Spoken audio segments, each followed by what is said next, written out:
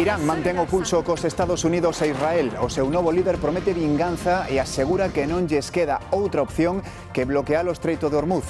Irán atacou varios petroleiros na zona e infraestructuras en varios países do Golfo. O prezo do barril de petróleo chegou aos $100.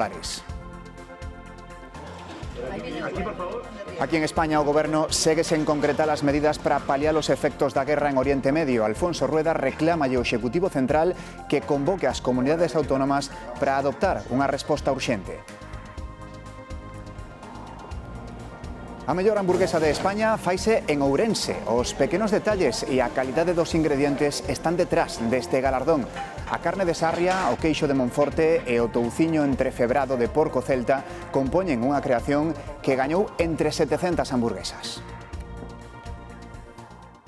Comezamos, boas noites. O novo líder iraniano sostén o pulso cos Estados Unidos. Na súa primeira mensaxe pública, Mojtaba Khamenei prometeu vinganza e asegurou que o seu exército manterá pechado o Estreito de Hormuz.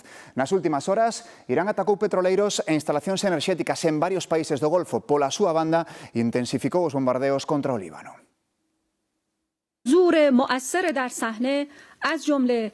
Nin se ve nin se oe. 4 días despois de converterse en líder supremo de Irán, a primeira mensaxe de Mojtaba Khamenei leuna unha locutora por televisión. Persisten así as dúbidas sobre o seu estado de saúde unha vez confirmado que resultou ferido no bombardeo que matou o seu pai. Pero o seu desafío segue intacto. Promete vinganza, insta aos países do Golfo a pechar as bases estadounidenses e garante que o Estreito de Hormuz seguirá pechado. É un dos 2 petroleiros que Irán atacou a noite pasada fronte á cidade iraquí de Basora. Irak ordenou o peche dos seus portos petroleiros. Outro estado do Golfo, Bahrein, suspendeu as exportacións de cru tras o ataque iraniano á súa principal refinería. Irán quere levar o barril aos $200 para forzar a Casa Branca a negociar. Os Estados Unidos insisten en que a frota iraniana está destruída, incluídos unha trintena de barcos dedicados a minar o estreito. Na guerra de propaganda, o réxime contraataca coas imaxes da que din que é a súa ondada de misiles número 41. Algúns deles e tamén drons volveron caer sobre Tel Aviv e outras cidades israelís, sen vítimas. Parte dos ataques proceden das posicións de Hezbollah no Líbano. O ministro de Defensa de Israel ameazou con invadir o país veciño se o seu goberno non actúa contra estas milicias. Os bombardeos do exército hebreo alcanzaron por primeira vez o centro de Beirut. A cifra de mortos no país achégase xa aos 700. Unha noticia que nos chega desde Michigan, Estados Unidos. Tiroteo nunha sinagoga. Un home armado esnafrou o seu coche contra o templo que tamén alberga unha gardería. Os vixilantes da sinagoga abriron fogo contra o condutor e abatérono. Polo momento non hai información sobre as persoas feridas, nin en principio se estableceu relación co conflito aberto en Irán. Despois de case 2 semanas de conflito en Oriente Medio, o Goberno non tomou medidas para paliar a crise. Hoxe reuníronse cos axentes sociais para afondar no impacto económico, pero a esta hora non anunciaron un plan. Tranquilidad. Estamos aún lejos de la situación que se dio en el 2022, en la guerra de Ucrania. O Goberno cree que polo momento a situación non é tan grave. Descarta por agora bonificar o litro de combustible a todos os condutores como si fixo na anterior crise. Agora os descontos só se aplicarían aos sectores máis afectados. Como puedan ser el campo o el transporte por carretera. Tamén descarta por agora unha baixada no IBE dos alimentos e niso conta co apoio dos sindicatos. No se trata de quitar IVAs sin más. No compartimos ninguna bajada generalizada de impuestos en nuestro país. Se a soubera, din os sindicatos, as rebaixas fiscais deberían aplicarse segundo o nivel de renda dos cidadáns. O PP si reclama que o Goberno baixe impostos como o IRPF. Cree que o Executivo vai tarde e lento. Creemos que demuestran con esa desidia, con esa calma chicha en la que están instalados los ministros del Gobierno de España, que ni están ni se les espera. E que o Goberno aínda non ten data para presentar o seu plan coas medidas concretas. Sen iniciativas concretas anunciadas polo Goberno, o presidente Rueda adiántase e pide que as autonomías teñan voz á hora de deseñar esas medidas. Eu celebro que que o Goberno de España, o Goberno do noso país, empece a mover. Bueno, hoxe ten unha reunión, agardo que o seguinte paso, que teria que ser inmediato, sexa tamén reunirse coas comunidades autónomas, que somos as que temos información sobre o terreo, ver que podemos facer. A construción é un dos sectores afectados en Galicia por ese conflicto aberto en Irán, porque exporta madeira, pedra ou aluminio para facerlles fronte ás incertezas do escenario internacional. Arquitectos e promotores apostan cada vez máis polas técnicas industrializadas, é dicir, pola construción prefabricada. A construción por módulos non só reduce a metade o tempo para facer un edificio, senón que mellora a calidade de vida dos traballadores. Trabajas mejor en una factoría, en una nave, produciendo esos elementos a cubierto, etcétera, etcétera, y trasladarlo cuando puedas trasladarlo. As técnicas industrializadas tamén contaminan menos porque usan moito material reciclado e porque evitan derrubas futuras. Si tú haces un edificio prefabricado con elementos modulares que se pueden montar, luego los puedes desmontar. Técnicas polas que aposta o sector que reivindica o modelo galego combinando calidade, deseño e respecto polo territorio. Porque no es lo mismo construir en la Mariña Lucense que en las Rías Baixas.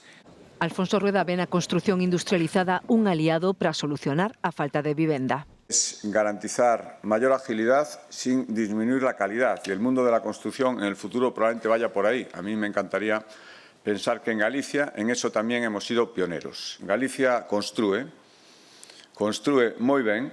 A Xunta licitará este ano case 400 vivendas públicas construídas con estas técnicas. O aumento da partida que España destina a gasto militar notan empresas como a galega Eurovesa. A finais deste ano entregará ao Ministerio os primeiros vehículos BERT. Como contratista principal que xestionar moitas colaboracións tecnolóxicas con empresas que teñen un rol bastante relevante na configuración do vehículo. Este ano entregaremos as dúas primeiras unidades, o ano que ven que serán máis ou menos de preserie, vamos a decirlo así, o ano que ven xa serán unidades prácticamente de serie e o proxecto realmente vai arrancar con máis intensidade no 2028.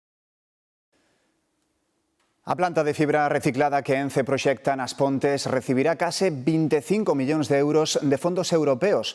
O proxecto figura como beneficiario provisional na lista que acaba de elaborar o Ministerio de Industria. A futura planta, a carón do Lago das Pontes, terá capacidade para reciclar 160.000 toneladas de papel e cartón cada ano, sen empregar combustibles fósiles. Máis asuntos. Bruxelas asegura que leva tempo presionando a España para potenciar a seguridade nos trens. Co accidente de Adamuz, aínda na lembranza, a Comisión Europea reclama investigacións independentes. María.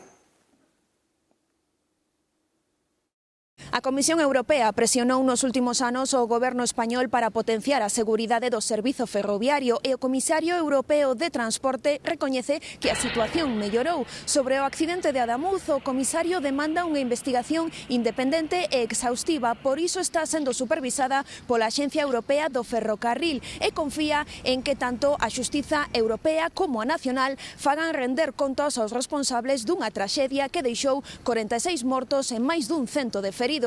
O Executivo Comunitario lembra que o tren debe ser moderno, seguro e fiable e aboga por aumentar os investimentos no que cualifica como medio de transporte terrestre máis seguro.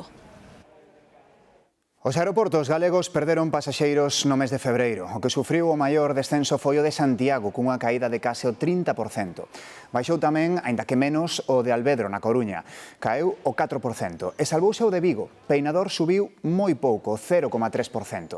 A rede aérea afástase do obxectivo de medrar como fixo ata o ano 2024.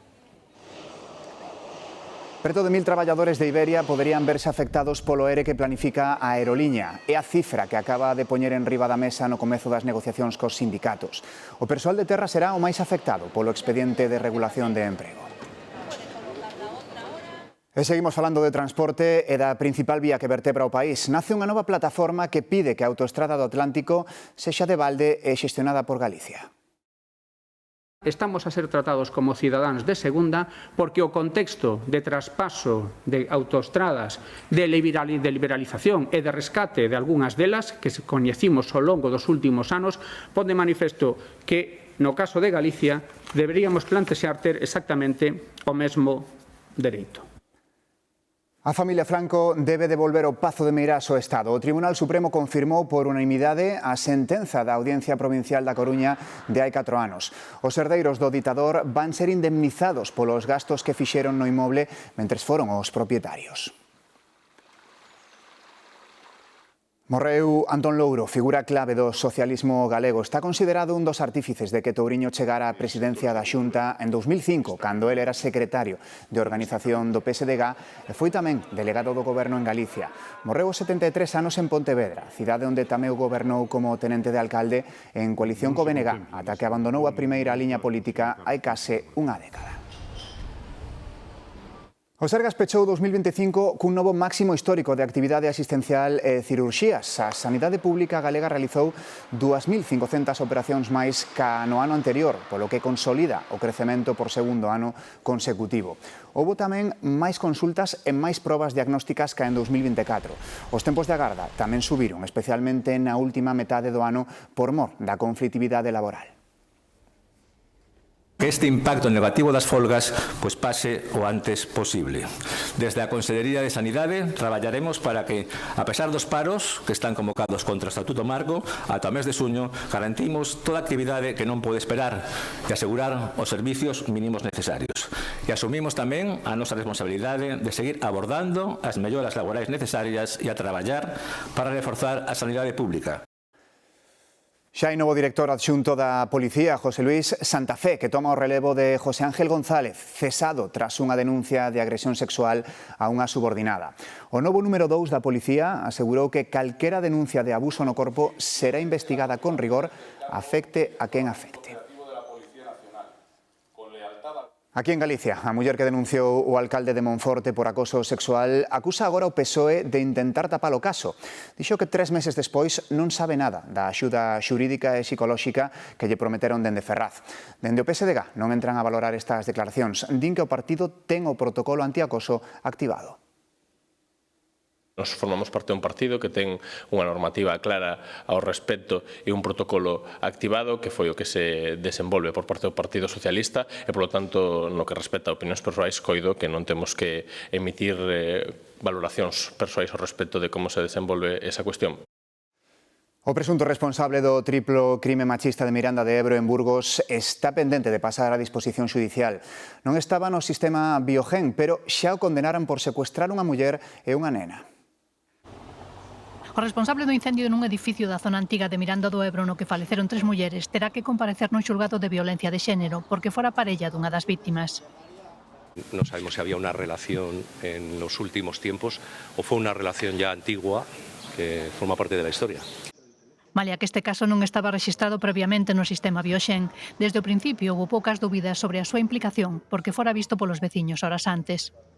Cuando me asomo había un hombre muy ebrio, muy malas pintas, molestando a la vecina. Na mañá deste mércores presentouse na comisaría, pero negou ter nada que ver co incendio que presuntamente provocara. No, él no ha ido a confesar. Él ha ido a comisaría porque se había buscado y ha preferido personarse y decirle a la policía que por qué se le buscaba. O home de 60 anos ten antecedentes por secuestro de mulleres. Un dos casos foi este que saltou á luz en 2023, cando a víctima que tiña encadeada logrou escapar e chegar aínda coas cadeas enganchadas ás mans e ao pescozo ao Hospital de Miranda de Ebro. Había poucos días que saíra da cadea tras cumprir 3 anos de prisión por estes feitos. Pero previamente xa pasara outros 6 anos no cárcere por reter e abusar sexualmente dunha menor de 9 anos en 2015. Un home de 59 anos morreu a causa dunha bala perdida durante un tiroteo en Alacante. Ao parecer, unhas persoas chegaron nun coche e comezaron a dispararles a outras dúas que estaban sentadas nun banco. A vítima estaba nun balcón do primeiro andar, pero houbo tal cantidade de tiros que unha das balas alcanzouno e matouno. Un home de 68 anos faleceu tras ser esmagado polo seu propio tractor. Sucedeu no concello pontevedrés de Crecente. En Valdoviño faleceu outro home ao caerlle enriba unha árbore que estaba cortando. Foi no lugar de Cameleiro. Os servizos de emerxencias tardaron en chegar pola dificultade de acceder ao punto do accidente. Só puideron certificar o seu falecemento. A Policía Local de Redondela sorprendeu a pasada madrugada unha condutora que infrinxía prácticamente todos os requisitos para poñerse ao volante, Andrea. E tanto que sí, cando lle deron o alto comprobaron que había 4 anos que tiña o carné de conducir retirado. Ademais, tiña a ITV caducada dende o ano 2024, carecía de seguro obrigatorio pro seu vehículo e ademais tamén deu positivo nun control de drogas. Eran as 3 da madrugada cando a pararon e lóxicamente non lle deixaron continuar co seu percorrido en coche. Agora esta muller está sendo investigada por un presunto delito contra a seguridade viaria.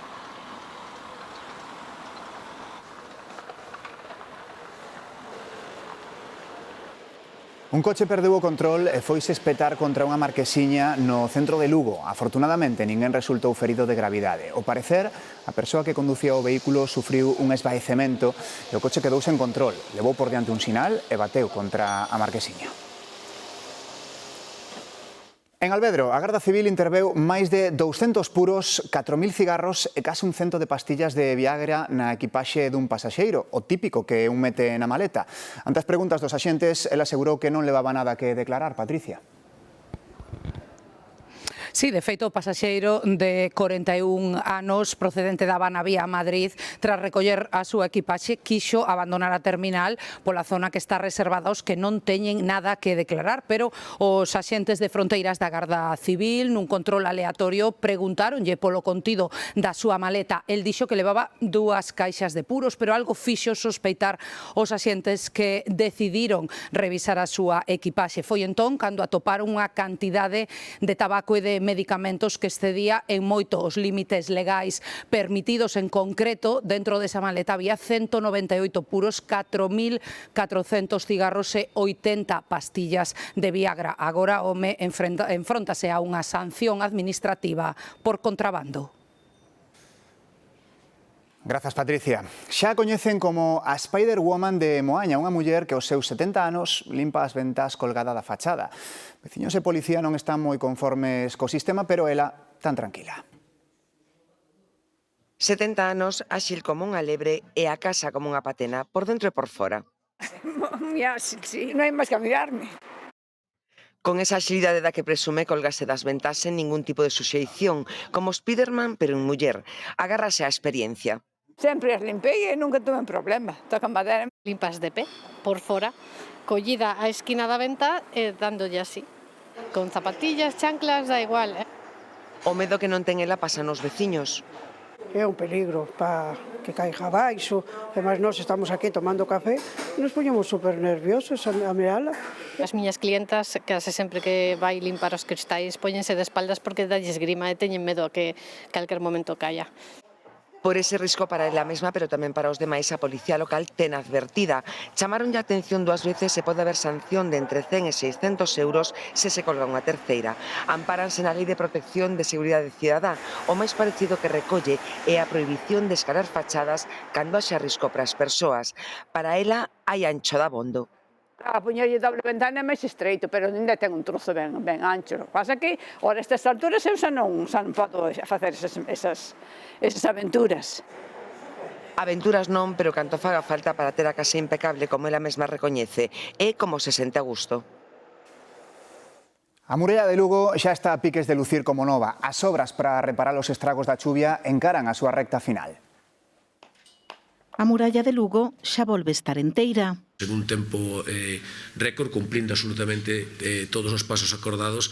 E isto fixo posible o plan director, o documento que recolle todas as características técnicas do monumento. Que especifica que hai que hacer en cada momento con cualquier tipo de actuación que haya que hacer. Foi unha reconstrucción artesanal, o muro volveu levantarse pedra a pedra, uns traballos que permitiron, ademais, descubrir unha nova escaleira romana. Sabíamos que había un cubo que era el 26 y un lienzo que estaban afectados, sabíamos, por lo tanto, que tamén había unha escalera. Era un acceso máis ao monumento que de momento non quedará á vista para garantir o paso no adarve. Ese nunca foi un acceso empregado habitualmente polos lucenses. De todas maneiras, esa parte non era original romana. Para seguir avanzando no seu coñecemento e conservación, a Xunta destinará neste 2026-27 €1 millón. Os compromisos que temos a través do plan director, que, como vimos, funcionou de forma extraordinaria e, por tanto, isto nos obriga a ser todavía máis estrictos. A muralla viñase abaixo hai un mes coas intensas chuvias. Tras varios anos de loita, o Pazo de Oca logrou reverdecer o buxo dos seus espectaculares xardíns barrocos, considerados dos máis fermosos de Europa. Un fungo que está matando a especie por todo o mundo chegou a poñelos en serio perigo. Hoxe a praga está controlada e o Versalles galego está a salvo. As primeiras alarmas saltaron en 2010. O fungo que estaba arrasando os buxos en toda Europa chegara ao Pazo de Oca. Por momentos temeuse pola continuidade da especie. Nos xardíns do Pazo hai alrededor de 10 kilómetros de sebes de buxo que son fundamentais no seu deseño barroco. As plantacións de buxo forman o labirinto e rodean o perímetro do estanque. Aquí están os exemplares máis antigos. É un conxunto que se cree que pode ser de finais do século XVII. O sea, que conta con máis de 300 anos de historia. A partir del, é a mostra primixenia do xardín primitivo, a partir del se supón que se foi construindo o resto, non? Porque o buxo é moi facilmente multiplicable e foi un xardín que se foi creando nos últimos 300 anos co buxo como cultivo fundamental.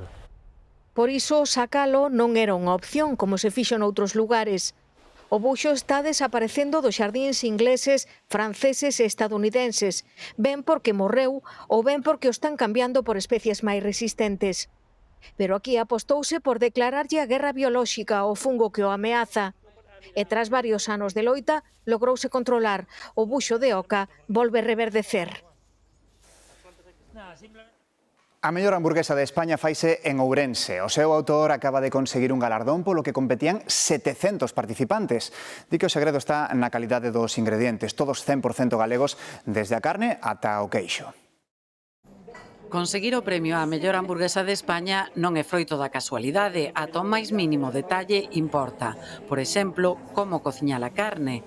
Martín faino á brasa, nun camado cerámico. Como unha barbacoa de brasas, pero en versión reducida e pechada por cerámica, que aguanta máis o calor. A plancha eu creo que desmellora moito o sabor da carne. O carbón potencia e cociña dunha forma máis natural. Pero a clave, segundo o chef, está na calidade do produto. O primeiro, a carne da propia hamburguesa. Esta é de bois criados en Sarria. Porque eles seleccionan que partes, que non, cando está óptimo para sacrificar, cando non, seleccionan o que comen pasto, comen de todo.